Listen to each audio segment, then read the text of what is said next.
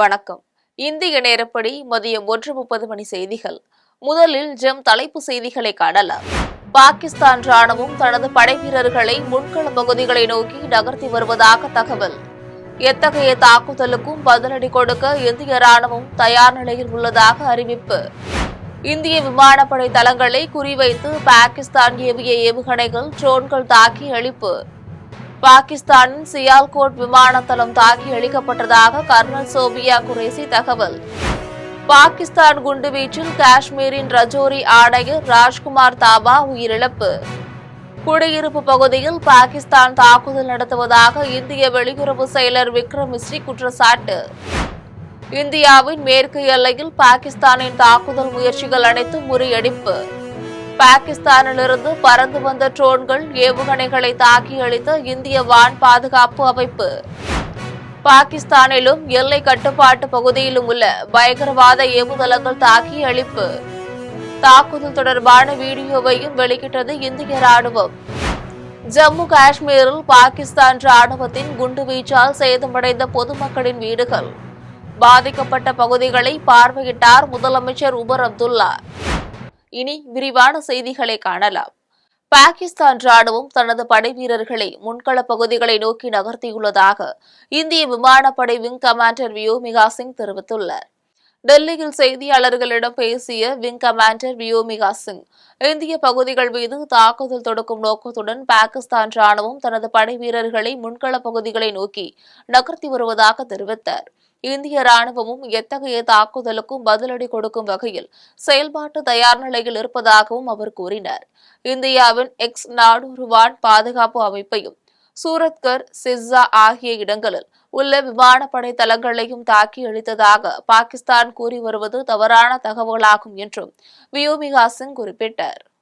இந்தியாவில் உள்ள விமானப்படை தளங்களை குறிவைத்து பாகிஸ்தான் ஏவுகணைகள் ட்ரோன்களை ஏவியதாகவும் அவற்றை இந்திய படைகள் முறியடித்ததாகவும் கர்னல் சோபியா குரேசி தெரிவித்துள்ளார்.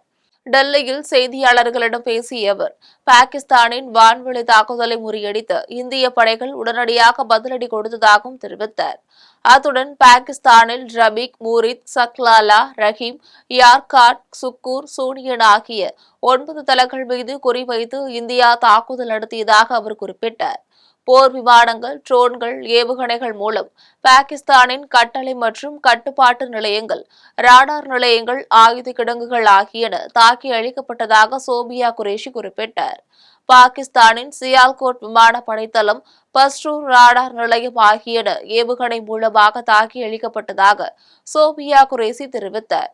ஜம்மு காஷ்மீரில் ஸ்ரீநகர், அவந்திப்பூர், உத்தம்பூர் ஆகிய இடங்களில் வீடுகள், பள்ளிகள், மருத்துவமனைகள் ஆகியவற்றை குறிவைத்து பாகிஸ்தான் படைகள் தாக்கியுள்ளதாகவும் சோபியா குரேசி குற்றம் சாட்டியுள்ளார். ஜம்மு காஷ்மீரின் ரஜோரியில் பாகிஸ்தான் குண்டுவீச்சில் கூடுதல் மாவட்ட வளர்ச்சி ஆணையர் ராஜ்குமார் தாபா உயிரிழந்ததாக இந்திய வெளியுறவுத்துறை அமைச்சர் விக்ரம் மிஸ்ரி தெரிவித்துள்ளார். டெல்லியில் பேசிய அவர், பாகிஸ்தான் ராணுவம் இன்று அதிகாலை ரஜோரியில் குண்டு வீசி தாக்கியதாக தெரிவித்தார். இந்தியாவில் பல்வேறு சிக்கல்கள் இருக்கும் நிலையில் அரசை மக்கள் விமர்சனம் செய்வதாக பாகிஸ்தான் ராணுவ செய்தி தொடர்பாளர் கூறியதை அவர் சுட்டிக்காட்டியுள்ளார். அதற்கு மாறாக பாகிஸ்தான் மக்கள்தான் அந்நாட்டு அரசை குறை கூறி வருவதாக விக்ரம் மிஸ்ரி தெரிவித்தார். இந்தியாவின் மேற்கு எல்லையில் பாகிஸ்தானின் தாக்குதல் முயற்சிகள் அனைத்தையும் இந்திய படையினர் முறியடித்துள்ளனர். பஞ்சாபின் அமிர்தசரஸ் அருகே காசா கண்டோன்மெண்ட் பகுதியில் பாகிஸ்தானில் இருந்து பறந்து வந்த ட்ரோன்களை இந்திய வான் பாதுகாப்பு அமைப்புகள் தாக்கி அளித்தன. இதேபோல் பாகிஸ்தானில் இருந்து ஏவப்பட்ட ஏவுகணையின் சிதைந்த பாகம் பஞ்சாபின் மான்சா என்னுமிடத்தில் வயல்வெளியில் விழுந்து கிடந்தது.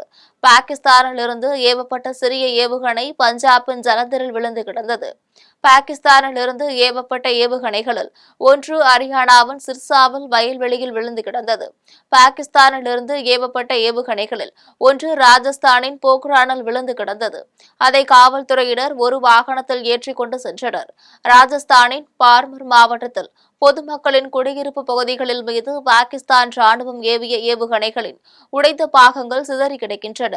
பாகிஸ்தானில் இருந்து குஜராத்தின் கட்ச் நோக்கி ஏவப்பட்ட ஏவுகணைகள் ட்ரோன்களின் எரிந்து சிதைந்த பாகங்கள் காட்டு தீயில் விழுந்துள்ளன. பாகிஸ்தானிலும் எல்லை கட்டுப்பாட்டு பகுதியில் உள்ள பயங்கரவாத ஏவுதளங்கள் தாக்கி அழிக்கப்பட்டுள்ளதாக இந்திய ராணுவம் தெரிவித்துள்ளது. ஜம்மு காஷ்மீரின் அக்கனூருக்கு எதிரே பாகிஸ்தானின் சியால்கோட் மாவட்டத்தில் லூனி என்னுமிடத்தில் உள்ள பயங்கரவாதிகளின் ஏவுகணை தளத்தை இந்திய எல்லை பாதுகாப்பு படையினர் தாக்கி முற்றிலும் அளித்துள்ளனர். இதுகுறித்து வீடியோவையும் எல்லை பாதுகாப்பு படை வெளியிட்டுள்ளது. இதேபோல் எல்லைப் பகுதியில் பயங்கரவாதிகள் ஊடுருவதற்கான தளங்கள் தாக்குவதற்கும் மறைந்திருப்பதற்கும் பயன்படுத்திய இடங்கள் ஆகியவற்றை தாக்கி அளித்ததாக இந்திய ராணுவம் தெரிவித்துள்ளது. இந்த தாக்குதலில் பயங்கரவாதிகளின் உட்கட்டமைப்பும் திறன்களும் முற்றிலுமாக அழித்தொழிக்கப்பட்டதாக குறிப்பிட்டுள்ளது. ஜம்மு காஷ்மீரில் பாகிஸ்தான் ராணுவத்தால் குண்டு வீசி தாக்கப்பட்ட பொதுமக்களின் வீடுகளை முதலமைச்சர் உமர் அப்துல்லா பார்வையிட்டுள்ளார். பாகிஸ்தான் ராணுவம் காஷ்மீரில் எல்லையோரத்தில் உள்ள நகரங்களின் மீது துப்பாக்கிகள், பீரங்கிகளால் சுட்டும் ஏவுகணைகள் மூலமும் தாக்குதல் நடத்தியுள்ளது. இந்நிலையில் பாகிஸ்தான் குண்டு வீச்சால் சேதமடைந்த குடியிருப்பு பகுதிகளை காஷ்மீர் முதலமைச்சர் உமர் அப்துல்லா பார்வையிட்டார். பூஞ்ச் மாவட்டத்தில் பாகிஸ்தான் குண்டு வீச்சில் பொதுமக்களின் வீடுகள் சேதமடைந்துள்ளன. ஜம்மு காஷ்மீரின் ஊரியிலும் பாகிஸ்தான் குண்டு வீச்சால் வீடுகள் சேதமடைந்துள்ளன. இந்திய ராணுவத்திற்கு ஆதரவு தெரிவிக்கும் வகையில் சென்னையில் இன்று பேரணி நடத்தப்படும் என முதலமைச்சர் மு.க.ஸ்டாலின் அறிவித்துள்ளார். இது தொடர்பாக அவர் வெளியிட்டுள்ள அறிவிப்பில், பாகிஸ்தானில் அத்துமீறல்களுக்கும் பயங்கரவாத தாக்குதல்களுக்கும் எதிராக வீரத்துடன் போர் நடத்தி வரும் இந்திய ராணுவத்திற்கு நமது ஒன்றுபட்ட ஒற்றுமையையும் ஆதரவையும் வெளிப்படுத்த வேண்டிய தருணம் என்றார். அதனை வெளிப்படுத்தும் வகையில் ஒரு பேரணியை இன்று மாலை 5 மணிக்கு சென்னையில் உள்ள காவல்துறை இயக்குநர் அலுவலகத்தில் இருந்து தன்னுடைய தலைமையில் முன்னாள் படைவீரர்கள், அமைச்சர்கள், பொதுமக்கள் மற்றும் மாணவர்கள் பங்கு பெறும் பேரணி நடைபெறும் என்றும், தீவுத்திடலில் உள்ள போர் நினைவு சின்னம் அருகே பேரணி நிறைவு பெறும் என்றார். தமிழ்நாட்டு மக்கள், மாணவர்கள் இந்த பேரணியில் திரளாக பங்கேற்று நமது ராணுவத்திற்கு ஆதரவு தெரிவிக்க கேட்டுக் கொள்வதாக அதில் கூறப்பட்டுள்ளது. இந்தியா பாகிஸ்தான் எல்லையில் போர் பதற்றம் அதிகரிக்கும் நிலையில் 32 விமான நிலையங்கள் வருகின்ற 15ஆம் தேதி வரை மூடப்படும் என்று அறிவிக்கப்பட்டுள்ளது. இந்தியா பாகிஸ்தான் எல்லையில் போர் பதற்றம் ஏற்பட்டுள்ளது. இதனால் இந்திய வான் மண்டலங்களில் கட்டுப்பாடுகளை விதித்து விமான சேவைகளை ஒழுங்குபடுத்தி மத்திய அரசு உத்தரவிட்டுள்ளது. இந்திய அரசிடமிருந்து மறு உத்தரவு வரும் வரையில் பயணிகளின் பாதுகாப்பு நலன் கருதி இந்த நிலை நீடிக்கும் என்று அறிவிக்கப்பட்டுள்ளது. இந்த நிலையில் போர் பதற்றம் காரணமாக வடக்கு மற்றும் மேற்கு இந்தியாவில் உள்ள 32 விமான நிலையங்கள் வருகின்ற 15ஆம் தேதி காலை 5:29 மணி வரை மூடப்படும் என்று மத்திய சிவில் விமான போக்குவரத்து அமைச்சகம் அறிவித்துள்ளது. பயணிகள் புறப்படுவதற்கு குறைந்தது 3 மணி நேரத்திற்கு முன்பே விமான நிலையங்களை அடையுமாறு விமான நிறுவனங்கள் அறிவுறுத்தியுள்ளன. எல்லையில் பாகிஸ்தான் தாக்குதல் நடத்தி வரும் நிலையில் பஞ்சாபில் சிக்கிக் கொண்ட தமிழ்நாடு மாணவர்கள் சென்னை திரும்பியுள்ளனர். பாகிஸ்தானுக்கும் இந்தியாவுக்கும் இடையே போர் பதற்றம் அதிகரித்து வரும் நிலையில் வட மாநிலங்களில் படித்து வரும் தமிழக மாணவர்களை பத்திரமாக மீட்க முதலமைச்சர் மு.க.ஸ்டாலின் தலைமையிலான தமிழ்நாடு அரசு பல்வேறு நடவடிக்கைகளை எடுத்து வருகிறது. எல்லையில் பாகிஸ்தான் தாக்குதல் நடத்தி வரும் நிலையில் பஞ்சாபில் சிக்கிக் கொண்ட தமிழ்நாடு மாணவர்கள் அரசின் உதவியால் பத்திரமாக சென்னை திரும்பியுள்ளனர். அதன்படி பஞ்சாப் மாநிலம் ஜவந்தரில் இருந்து 5 மாணவர்கள் விமானம் மூலம் சென்னை வந்தடைந்தனர். விமான நிலையத்தில் செய்தியாளர்களிடம் பேசிய மாணவர்கள், தாங்கள் தங்கியிருந்த இடத்தில் ட்ரோன் தாக்குதல் நடந்ததாகவும், பாதுகாப்பு கருதியே அங்கிருந்து புறப்பட்டு சென்னை வந்து சேர்ந்ததாகவும், பல மாணவர்கள் தொடர்ந்து சென்னை திரும்பிக் கொண்டிருப்பதாகவும் அவர்கள் தெரிவித்தனர். ஃப்ரைடே நைட் கரண்ட் ஆஃப் ஆகி ஃப்ரைடே நைட் கரண்ட் ஆஃப் ஆச்சு. அதுவும் இல்லாமல் வானத்தில் ராக்கெட் இதானெல்லாம் பார்த்தனால பேனிக் ஆகிட்டோம். பேரண்ட்ஸும் பேனிக் ஆகிட்டாங்க. அதனால் பேரண்ட்ஸ் கிளம்பி வீட்டுக்கு வந்துடுங்க, என்ன ஆனாலும் பார்த்து பத்திரமா எல்லாரும் சேர்ந்து வீட்டுக்கு வந்துடுங்கன்னு சொன்னாங்க. பாகிஸ்தான் அத்துமீறலை தொடர்ந்து பஞ்சாபின் 3 பகுதிகளுக்கு ரெட் அலர்ட் விடுக்கப்பட்டுள்ளது. பாகிஸ்தான் ராணுவம் கடந்த 3 நாட்களாக இந்திய எல்லைகளை தாக்கி வருகிறது. இந்திய ராணுவம் தொடர்ந்து பதிலடி கொடுத்து வருகிறது. இந்நிலையில் காஷ்மீர், பஞ்சாப், ராஜஸ்தான் மற்றும் குஜராத் மாநிலங்களை குறிவைத்து பாகிஸ்தான் நடத்திய தாக்குதலை இந்தியா முறியடித்தது. மேலும் பாரமுல்லா, ஸ்ரீநகர், அவந்திபுரா, ஜம்மு உள்பட இந்தியாவின் 26 இடங்களை குறிவைத்து பாகிஸ்தான் நடத்திய ட்ரோன் தாக்குதலை வானிலேயே இந்தியா அளித்தது. அதனைத் தொடர்ந்து குடியிருப்புகளை குறிவைத்து பாகிஸ்தான் தாக்குதல் நடத்தி வருகிறது. எல்லையோரத்தில் வசிக்கும் பொதுமக்கள் பாதுகாப்பான இடங்களுக்கு வெளியேற்றப்பட்டுள்ளனர். மேலும் எல்லைப் பகுதிகளில் பதற்றம் நிலவி வருகிறது. இந்த நிலையில் எல்லையில் நேற்றிரவு முதல் பாகிஸ்தான் அத்துமீறி நடத்தி வரும் தாக்குதல்களில் அரசு அதிகாரி அதிகாரி உள்ளிட்ட 5 பேர் உயிரிழந்தனர். பாகிஸ்தான் அத்துமீறலை தொடர்ந்து பஞ்சாபின் அமிர்தசரஸ், பதின்டா, ஜலந்தல் ஆகிய 3 பகுதிகளுக்கு ரெட் அலர்ட் விடுக்கப்பட்டுள்ளது. பாகிஸ்தானின் அத்துமீறல் தொடர்வதால் மக்கள் தேவையின்றி வீடுகளை விட்டு வெளியேற வேண்டாம் என எச்சரிக்கை விடுக்கப்பட்டுள்ளது. பொதுமக்கள் பொது இடங்களில் கூடுவதற்கும் பஞ்சாபின் 3 மாவட்ட நிர்வாகம் தடை விதித்துள்ளது. இந்திய பகுதிகளை அழிக்கவே பாகிஸ்தான் கடல் நதியை பயன்படுத்துவதாக ஜம்மு காஷ்மீர் முதலமைச்சர் உமர் அப்துல்லா குற்றம் சாட்டியுள்ளார். IMF எனப்படும் சர்வதேச நாணய நிதியத்திடம் பொருளாதார நெருக்கடியை காரணம் காட்டி பாகிஸ்தான் $1 பில்லியன் கடன் கேட்டுள்ளது. இந்த நிதியை பயங்கரவாத நடவடிக்கைகளுக்கு பாகிஸ்தான் பயன்படுத்துவதாக கூறி அதற்கான ஓட்டெடுப்பை புறக்கணித்தது. இருப்பினும் இந்தியாவின் எதிர்ப்பை மீறி பாகிஸ்தானுக்கு $1 பில்லியன் கடன் வழங்குவதாக பாகிஸ்தான் அறிவித்துள்ளது. இந்நிலையில் ஜம்மு காஷ்மீர் முதலமைச்சர் உமர் அப்துல்லா இதற்கு எதிர்ப்பு தெரிவித்து தன்னுடைய எக்ஸ் தள பக்கத்தில் பதிவிட்டுள்ளார். அதில் சர்வதேச நாணய வழங்கும் நிதியை பூஞ்ச், ரஜோரி, பூரி உள்ளிட்ட இந்திய பகுதிகளை அழிக்கவே பாகிஸ்தான் பயன்படுத்துவதாக குற்றம் சாட்டினார். மேலும் நாட்டில் ஏற்பட்டுள்ள இந்த பதற்றத்தை சர்வதேச சமூகம் எப்படி குறைக்க முடியும் என கேள்வி எழுப்பியுள்ளார். பாகிஸ்தானில் பெட்ரோல், டீசல் நிலையங்கள் 48 மணி நேரத்திற்கு மூடப்படுவதாக பாகிஸ்தான் அரசு உத்தரவிட்டுள்ளது. ஜம்மு காஷ்மீர், ராஜஸ்தான், பஞ்சாப் மாநிலங்களில் உள்ள ராணுவ தளங்களை பாகிஸ்தான் ராணுவம் நேற்று குறிவைத்து தாக்கியது. இதனை இந்திய ராணுவம் வெற்றிகரமாக முறியடித்து பாதுகாப்பை பலப்படுத்தியுள்ளது. இந்நிலையில் பாகிஸ்தான் நடத்திய தாக்குதல்கள் அனைத்தும் தோல்வியடைந்துள்ளது. மேலும் இந்திய பாதுகாப்பு படையினர் நடத்தும் துல்லிய தாக்குதலை சமாளிக்க முடியாமல் பாகிஸ்தான் திணறி வருகிறது. இதன் காரணமாக பெட்ரோல், டீசல் நிலையங்கள் அடுத்த 48 மணி நேரத்திற்கு மூடப்படுவதாக பாகிஸ்தான் அரசு உத்தரவிட்டுள்ளது. சென்னையில் உளவுத்துறை கண்காணிப்பு தீவிரப்படுத்தப்பட்டுள்ளதாக காவல் ஆணையர் அருண் தெரிவித்துள்ளார். ஆபரேஷன் சிந்தூர் என்ற பெயரில் பாகிஸ்தானில் உள்ள 9 தீவிரவாத முகாம்கள் மீது இந்திய ராணுவம் தாக்குதல் நடத்தியது. இதனைத் தொடர்ந்து இரு நாடுகளிடையே போர் பதற்றம் அதிகரித்து வருகிறது. இதன் காரணமாக நாடு முழுவதும் பலத்த பாதுகாப்பு போடப்பட்டுள்ளது. சென்னை சேப்பாக்கம் மைதானத்திற்கு வெடிகுண்டு மிரட்டல் வந்ததை தொடர்ந்து சென்னையிலும் பாதுகாப்பு பலப்படுத்தப்பட்டுள்ளது. மக்கள் கூடும் இடங்களான மால்கள், திரையரங்குகள், கோவில்கள் மற்றும் கடற்கரை ஆகிய இடங்களில் பாதுகாப்பு அதிகரிக்கப்பட்டுள்ளது என காவல் ஆணையர் அருண் தெரிவித்துள்ளார். கோவில் திருவிழாக்களை ஒட்டி மதுரை மற்றும் திருவண்ணாமலைக்கு சிறப்பு ரயில்கள் இயக்கப்படுவதாக தெற்கு ரயில்வே அறிவித்துள்ளது.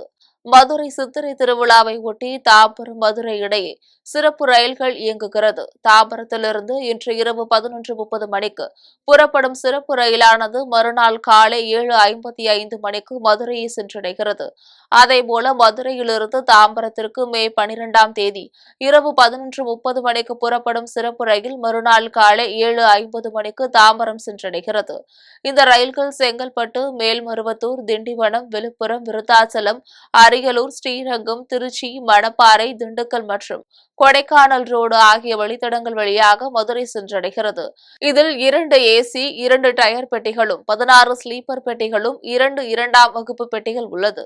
இதேபோல திருவண்ணாமலை சித்ரா பௌர்ணமியை ஒட்டி செங்கல்பட்டு, விழுப்புரம் வழியாக நாளை காலை 11:30 மணிக்கு சிறப்பு ரயில் இயக்கப்படுகிறது. வறட்சியை தாங்கிக் கொள்ள முடியாமல் பாகிஸ்தான் தாக்குதல் நடத்தி வருவதாக தமிழக காங்கிரஸ் தலைவர் செல்வ பெருந்தகை குற்றம் சாட்டியுள்ளார்.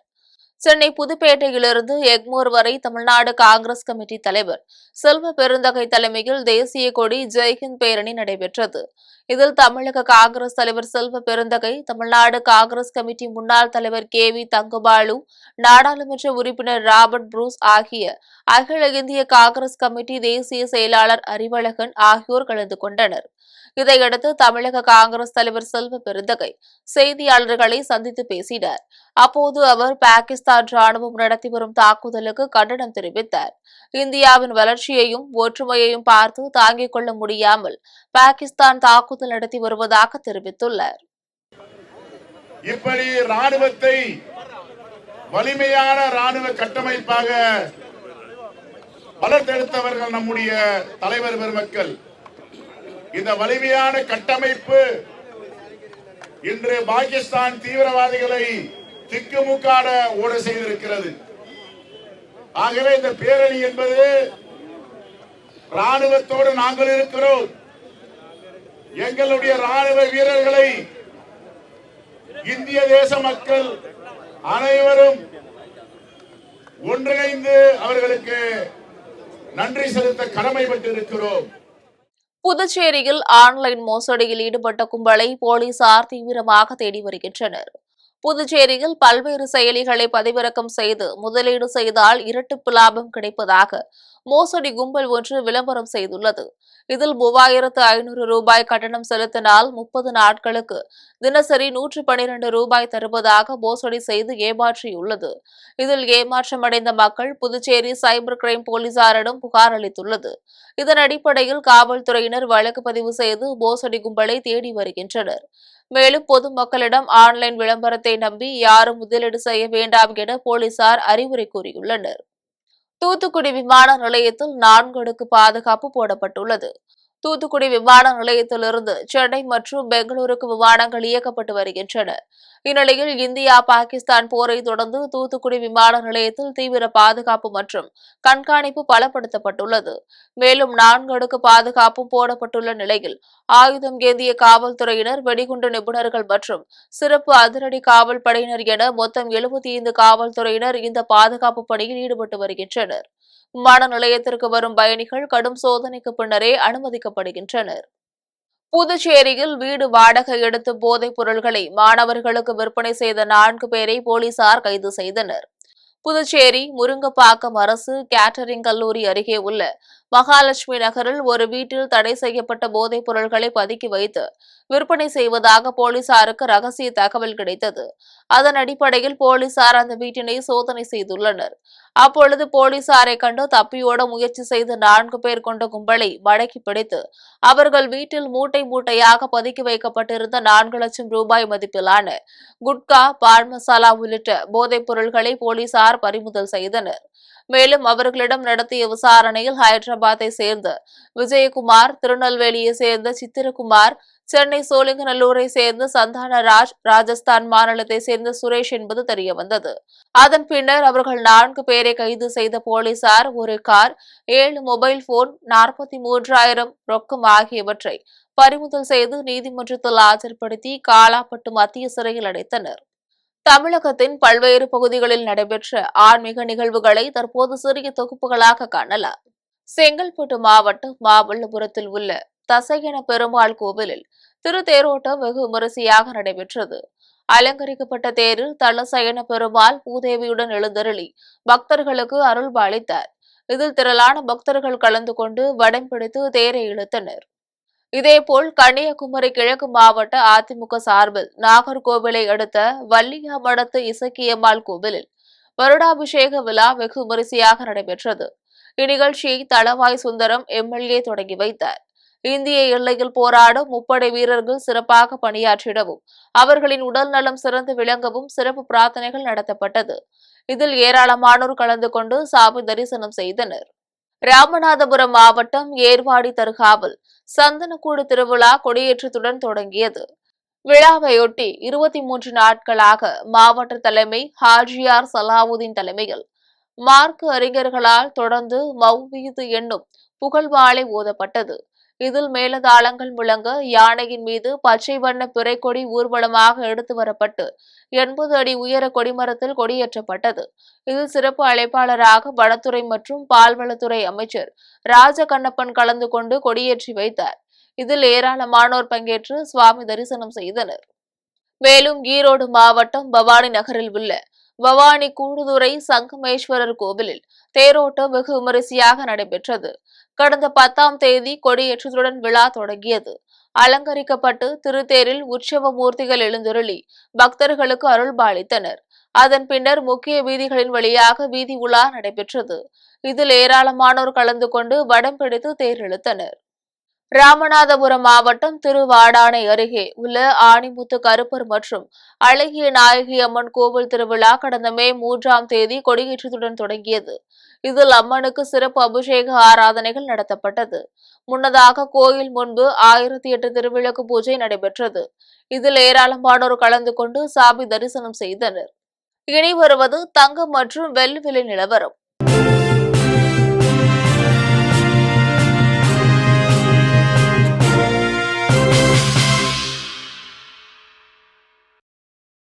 சென்னை சென்னையில் ஆபரண தங்கத்தின் விலை ஒரு சவரன் 72,360 ரூபாய்க்கு விற்பனை செய்யப்படுகிறது.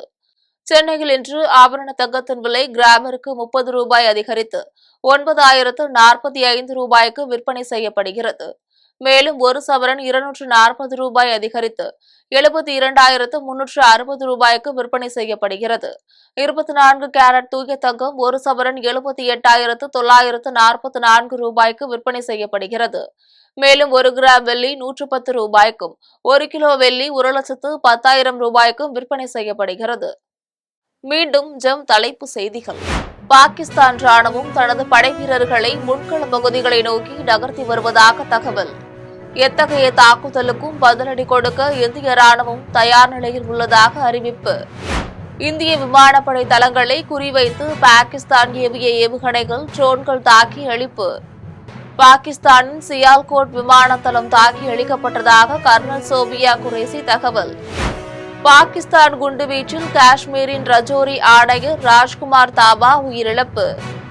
குடியிருப்பு பகுதியில் பாகிஸ்தான் தாக்குதல் நடத்துவதாக இந்திய வெளியுறவு செயலர் விக்ரம் மிஸ்ரி குற்றச்சாட்டு. இந்தியாவின் மேற்கு எல்லையில் பாகிஸ்தானின் தாக்குதல் முயற்சிகள் அனைத்தும் முறியடிப்பு. பாகிஸ்தானிலிருந்து பறந்து வந்த ட்ரோன்கள் ஏவுகணைகளை தாக்கி அழித்த இந்திய வான் பாதுகாப்பு அமைப்பு. பாகிஸ்தானிலும் எல்லை கட்டுப்பாட்டு பகுதியிலும் உள்ள பயங்கரவாத ஏவுதளங்கள் தாக்கி அழிப்பு. தாக்குதல் தொடர்பான வீடியோவையும் வெளியிட்டது இந்திய ராணுவம். ஜம்மு காஷ்மீரில் பாகிஸ்தான் ராணுவத்தின் குண்டுவீச்சால் சேதமடைந்த பொதுமக்களின் வீடுகள். பாதிக்கப்பட்ட பகுதிகளை பார்வையிட்டார் முதலமைச்சர் உமர் அப்துல்லா. இத்துடன் செய்திகள் நிறைவடைகின்றன. மீண்டும் செய்திகள் மாலை 6 மணிக்கு. உடனுக்குடன் செய்திகளை காண GemLive.tv என்ற இணையதளத்தில் இணைந்திருங்கள். நன்றி, வணக்கம்.